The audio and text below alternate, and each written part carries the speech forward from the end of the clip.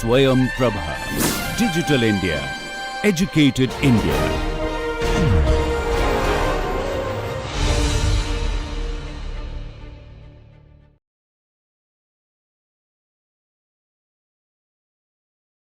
Welcome back, everybody. We're going to talk about molecular geometry and try to figure out all of these molecules that are floating around here. What do they look like? If you could actually zoom in and you had bionic eyes and you could see them, well, we kind of have it with X-ray, okay? So we can see the bond angles and the geometry with X-ray. So we're going to use kind of valence bond theory to predict the geometry. And you would have learned of valence shell electron repulsion theory, the great VSEPR theory out there, which says that if you have electrons around an atom, they're going to be repelling each other, pushing apart as much as possible, and that determines the shape and the geometry of the molecule. So we're going to, valence bond theory pretty much, predicts the shape of the molecule based on the repulsion that you have on the central atom, which is going to be determined by the number of sigma bonds and lone pair. So the number of sigma bonds and lone pair electrons, the number of sigma bonds, forget pi here, and lone pair electrons, so you have to add them both. Determine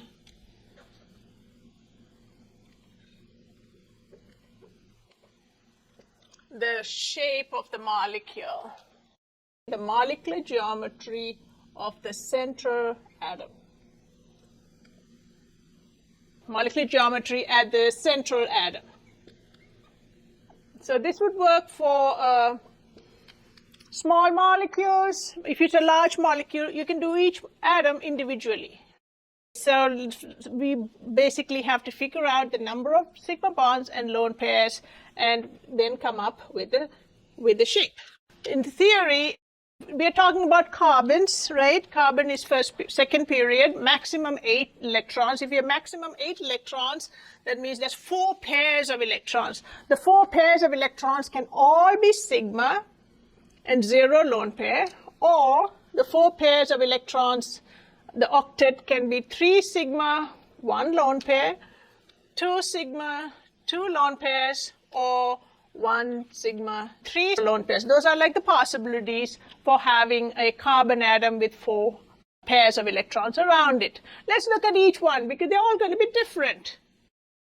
So if you take 4 pairs of electrons, so you would need 4 orbitals to put those 4 pairs. Which ones are you going to take?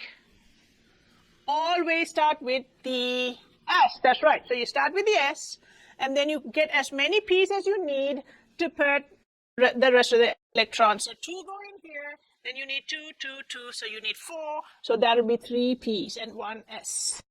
So if you need 4, all of these would need a total of 4 orbitals. So if you add the sigma and the lone pair, that will tell you the total number, and in this case, they're all going to be a total of 4. To make 4 orbitals, we need to take 4 hybrid orbitals. So these only go into hybrid orbitals. And so when you're making a bond, so to make a bond, you need hybrid orbitals, and if you need 4, you always have to take, that's right, the S. And then you take as many p's as you need according to the number of bonds and lone pair total. So here, S, and you need 3 p's. So that's going to be an sp3. So all of these would have the same hybridization. So total sigma plus lone pair equals 4. That's going to be sp3 here. And this is going to be true for all of these. I'm not going to write them over and over again. So they're all going to be sp3, which means you have 4 orbitals.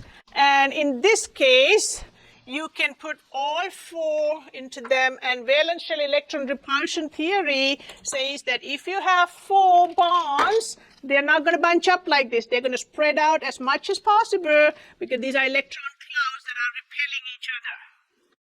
So these electron clouds are going to be repelling each other. In this case, the electron cloud is between two atoms, so it's right in here.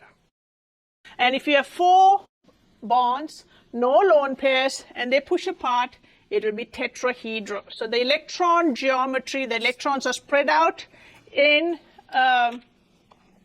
tetrahedral formation.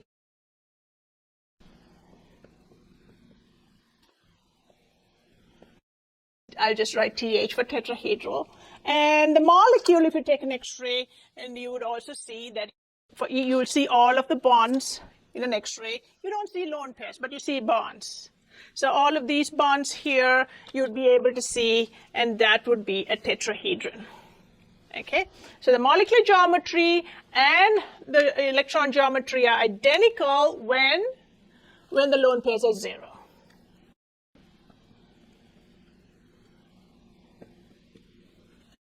Bond angle, well, these are all identical, so they will be 109.5, 109.5. Now, if you have, let's say, a carbon-carbon bond and a carbon-hydrogen bond, it will be different. The carbon-hydrogen bond, because you would have more electron density and so on, would be a little bigger. This would be 111 if, let's say, this was an ethane and you had another carbon here. For the actual molecule, differ by a couple of degrees. What are the examples here that we have that have a central carbon or oxygen or nitrogen? I mean, all of them can hybridize, right? So what's an example here for a tetrahedron? Let's look at it. 4 bonds, no lone pairs. Here you go. So we'll call this A, and this is A. 4 bonds. And over here, there's really no lone pair. So this is A. This is 3. So 3, 1, 2, 3. Well, what about the 5th bond here? Well, you can actually write it out like this. That would be a resonance structure. So this is possible. And 2, you don't consider the pi bond. The pi bond is kind of almost like having a hamburger bun on top of one of these. So therefore, it's really not going to change the shape. So that's still a tetrahedron. So the pi bond is actually like 2 of these, and they're actually more spread out like that, but it's really not going to change the direction in which these bonds are spread out according to VSEPR theory. It may change the bond angle a little bit because the pi bond is obviously going to have more electron density, so it's going to push these down, but the deviation is not very great.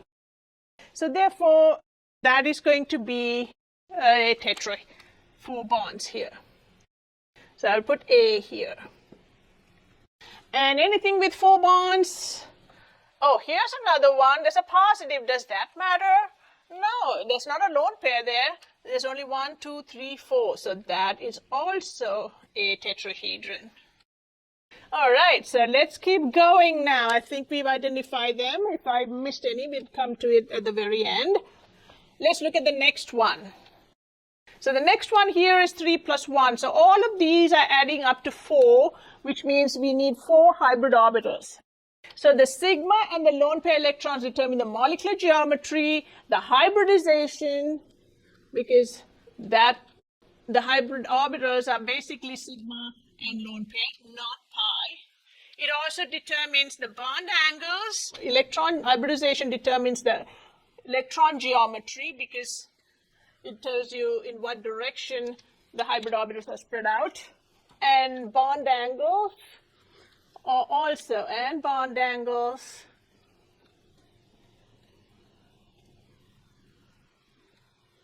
at the central atom. So all of those are determined by the number of lone pairs plus the sigma bond. So if you have 3 and 1, so that means you're taking this molecule, tetrahedral. You still have electrons in 4 different directions, except that you take one off and you have a lone pair on that. So here you go. Looks like an alien landing. All right. So your alien, he's got this lone pair here, and she's watching you.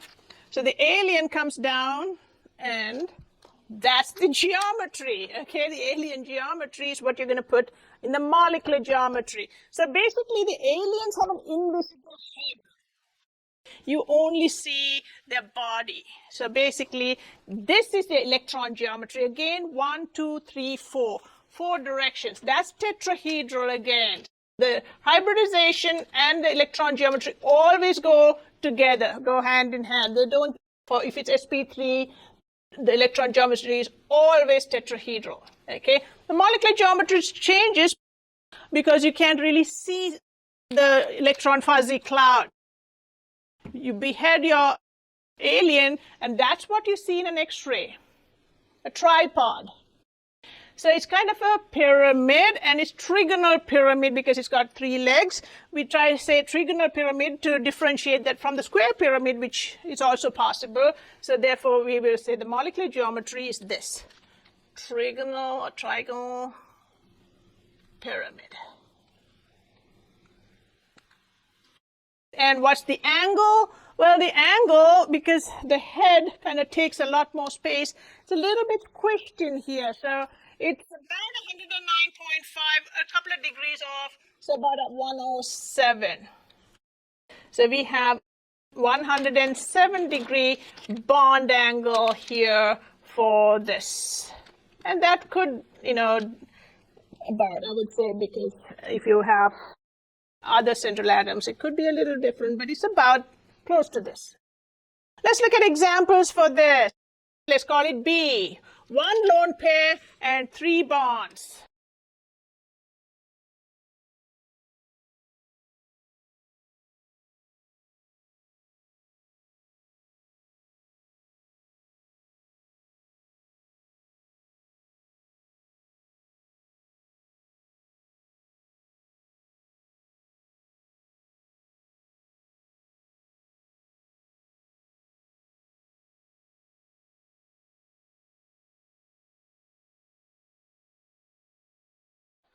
So 3 bonds and a lone pair. Let's look for a molecule with 3 bonds and a lone pair. Here you go. So here's a B. 3 bonds and a lone pair. This has got 3 bonds, but no lone pair. 3 bonds and a lone pair. Don't worry about how it's written out. These are all going to be trigonal pyramid. And here's 3 bonds. What about the 4th bond? Remember, pi's don't count. So it's just these 3. And again, it's only central atom that we're worried about. We're not worried about these side atoms. So that's going to be 3 and a lone pair. So that's another B right there. All right. So great. Let's look at the other possibility here.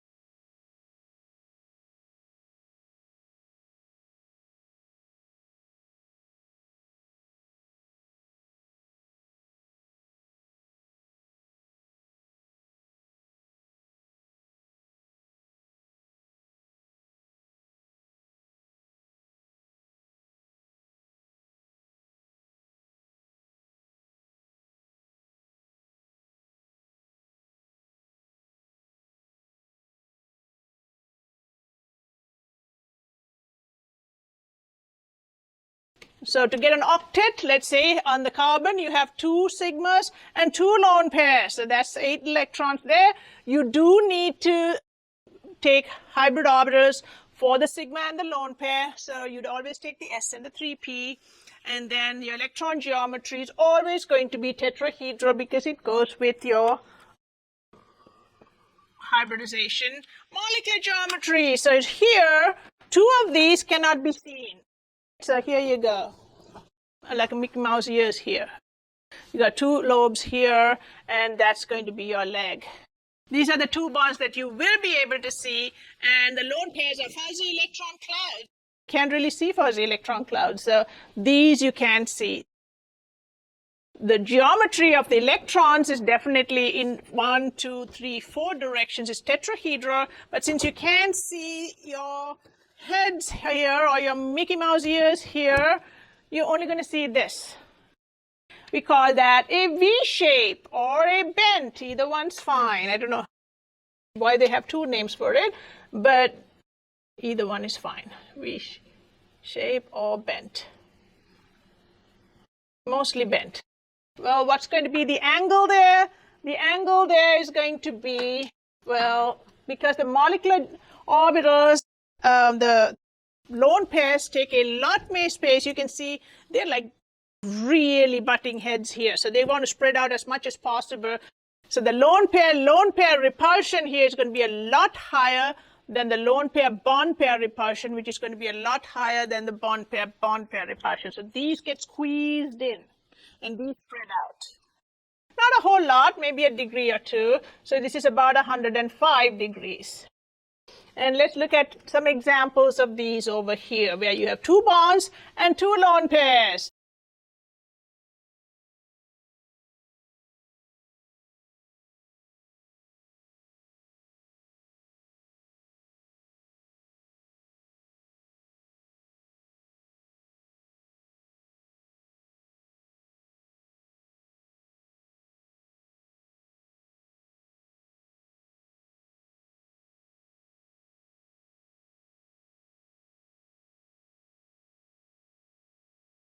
Two bonds, two lone pairs. There you go. That is a C.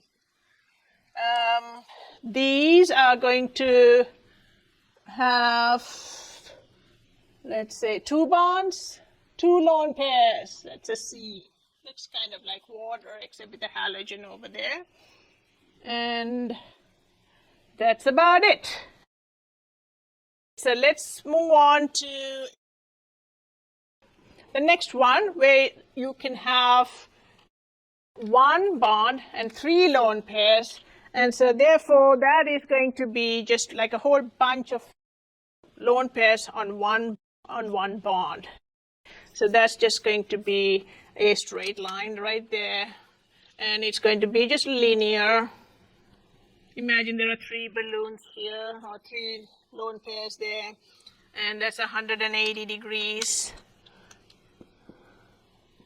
And then let's say we have D here. So one bond and three lone pairs. Do we have any? This has got two lone pairs. Here we go. So that's going to be a central atom, let's say, or that's the most important one, and that's going to be D. Or you can have other linear with different hybridizations, with phosphorus and so on. But here we're just talking about 4 max octets.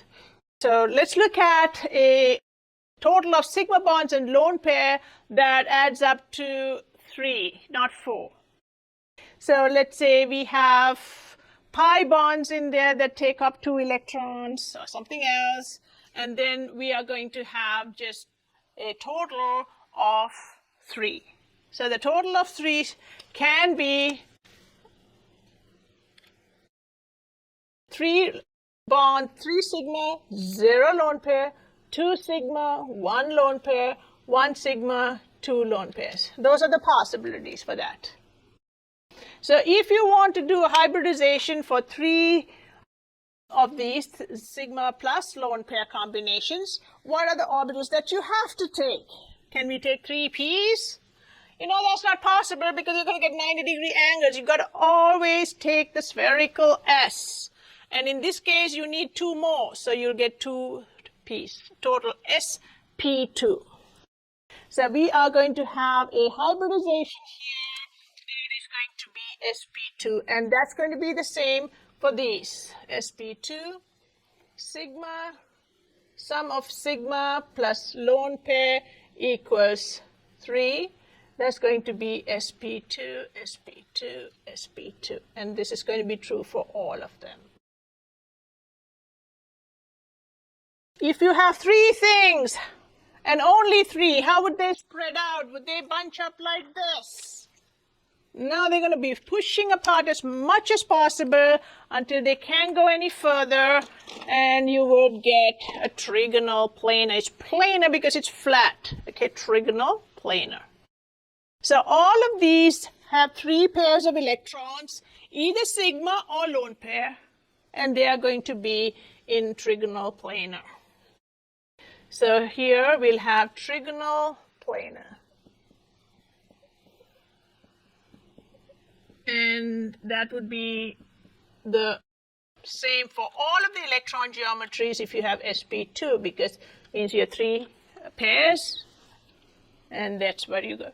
Now, molecular geometry can be different because they can all be sigma, as you can see here, or 2 sigmas and a lone pair, or 1 sigma and 2 lone pairs. So they're all going to be different molecular geometry. So if you have 3 sigmas, it's just going to look like this. So that is going to be trigonal planar. So the only time the molecular geometry matches the electron geometry is when you don't have any lone pairs, and this is 0. Then these two will be the same. TP. Now, what's the angle? Well, this is like a Mercedes-Benz symbol. It's going to be 120 degrees. If they're all the same atoms, more likely going to be exactly 120 degrees. And let's look at some examples. Let's do some examples here. Let's do E for this and see which ones have 3 bonds going in 3 different directions.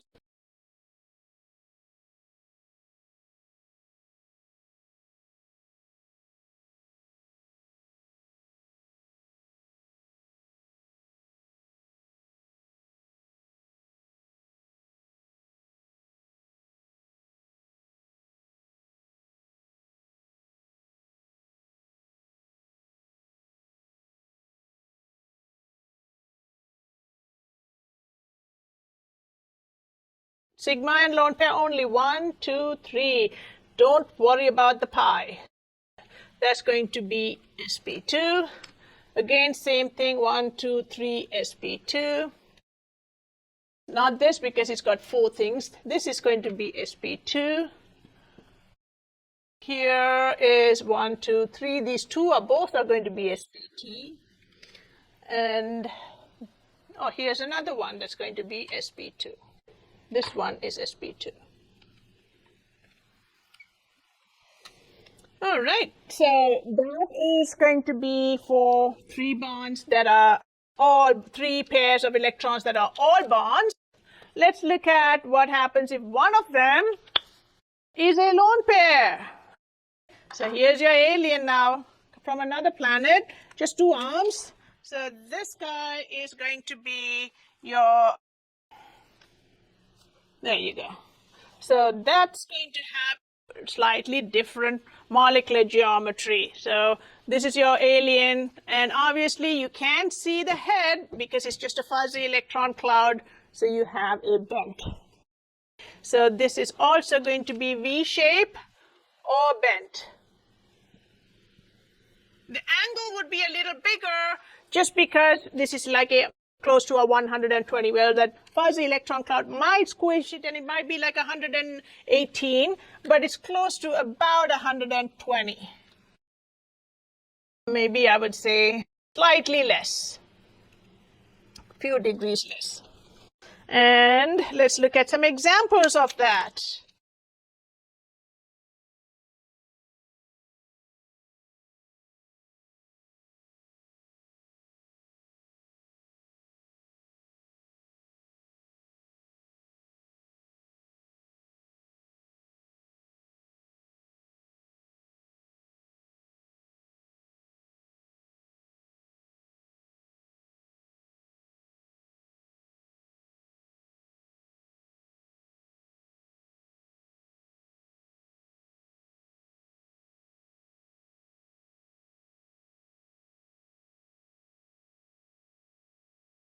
So here we have 2 bonds and a lone pair. Oh, here you go, 2 bonds and a lone pair. Again, don't worry about your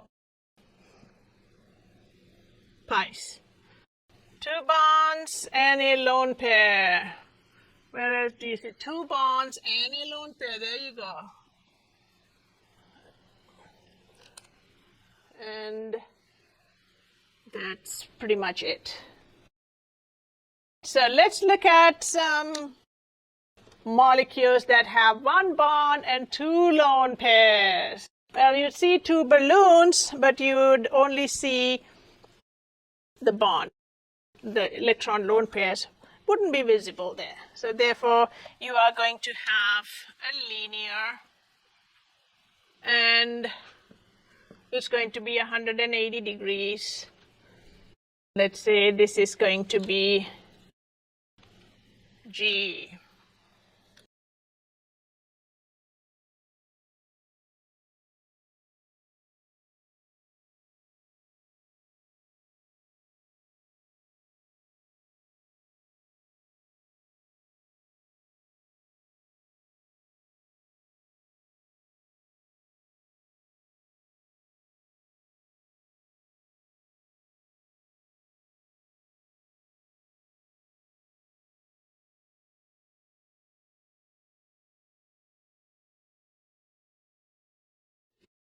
So over here, I don't think we have too many with 1 bond and 2 lone pairs. There's one here for the nitrogen. This is really, I don't know if you can call it, this is really not a central atom. I just wanted to put an example out there. 2 lone pairs. And this nitrogen, if you take an X-ray, you'd only see this line. So that means it's linear, and that's G. This is 1 lone pair and 1 bond. And this is 2 lone pairs, 2 bonds. So let's look at the next one. This is actually going to be part of this 2 lone pair, 2 bonds, and that's a C. We must have missed it earlier. 2 bonds and 2 lone pairs, so it's going to be tetrahedral. Let's look at the next scenario. So we kind of exhausted all the possibilities for a total of 3 lobes or 3 electron pairs around a central atom pushed to the max.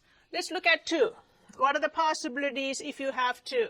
Well, both of them can be bonds, or one of them can be a bond and one of them can be a lone pair, right? Those are the only 2 possibilities, because we really can't consider pi bonds. So it's either lone pair, or you can have a sigma. If you have 2 lone pairs only, well, that's just an atom. I mean, that's really not a molecule. You got to have at least 1 bond to have a molecule. 1 bond, 1 lone pair, or 2 bonds. All right, let's look at the possibilities for just having 2 pairs of electrons pushed apart as much as possible. So you can either have 2 bonds and no lone pairs, or 1 bond and 1 lone pair, right? You're going to have at least 1 bond to be a molecule. Otherwise, you're not even a molecule. So this is a max of 4. This is a max of 3. And this is a max of 2 lone pairs plus bond pair. Lone pair plus sigma, bonds plus lone pair. So that's going to be the sum. So 2, if you only have 2, they're going to be pushing apart as much as possible. They're not going to be hugging each other because they're both the same charge. They're too similar, right? Opposites attract. The same repel. So here, that's going to be 180 degrees. So you only need 2 lobes or 2 hybrid orbitals to bond with something here and here. Let's say a hydrogen here, a carbon here, a nitrogen, whatever it is. You're going to bond to something here and here. You only need an S and a P. SP. That's it. That's the hybridization. So you are going to have your hybridization now as total of sigma plus lone pair equals 2. That is going to be SP and SP here. Now, What is it going to be in terms of electron geometry? Well, whether it's a lone pair or a bond, you're going to take some space up there and it's going to be linear. And electron geometry is always going to be going hand in hand with the hybridization. If this is sp, this has to be linear. No other choices for that. Molecular geometry has choices depending on whether it's a lone pair or a bond pair. So if both are bonds, well, then you've got two solid bonds here. That's going to be linear. Again, these two would be the same if you have 0 lone pairs. And if it's 180 degrees for a linear. Let's look at some example. Let's say H here.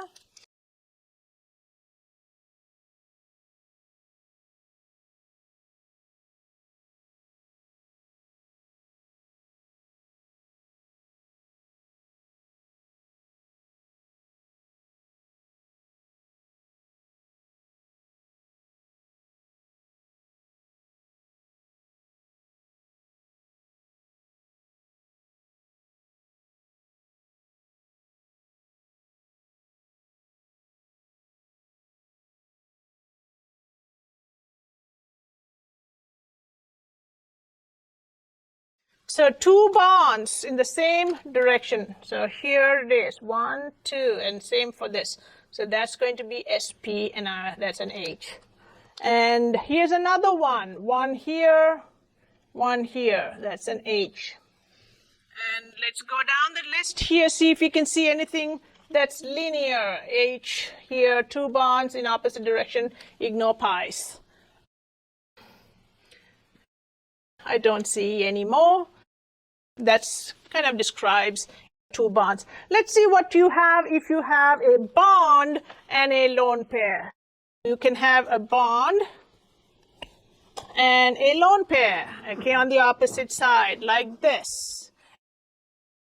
You're only going to see this part in an X-ray, still going to be linear, molecular geometry, so no changes there. So here's an exception where you have a lone pair and a bond pair being the same number and no change in the shape. 180 degrees and I. And so you have a lone pair and a bond.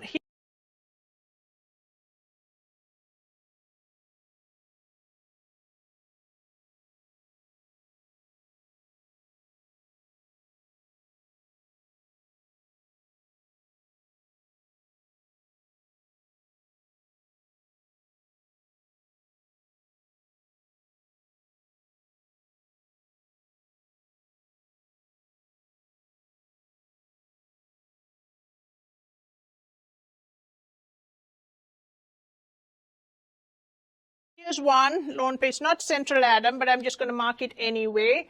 That's going to be an I for that nitrogen. And you are going to have another one here, I. And look at this. This is just like sodium cyanide, NaCN. Plus, minus. So this carbon also has a lone pair and a bond. So that is also the same sp I. I think we've labeled them all. Great.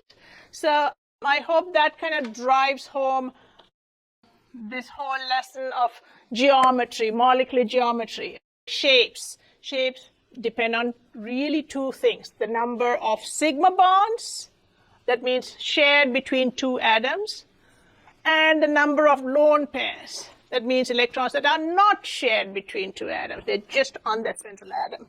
Those are the two things that determine the shape. It doesn't matter whether you have a double bond or a triple bond, because the direction of that double bond or triple bond is going to be the same as the single bond, because it's just going to be on top of this. So therefore, we only consider sigma bonds and lone pairs. And the sum of the sigma plus lone pair pretty much determines the hybridization and the electron geometry. The molecular geometry varies from the electron geometry because lone pairs are not visible. So you can only see the bonds. The bond angles obviously depend on the angle between the bonds, and those can be squished if you have lots of lone pairs. And well, you got a ton of examples here, and I'm sure you're going to meet a lot more. I'll see you soon.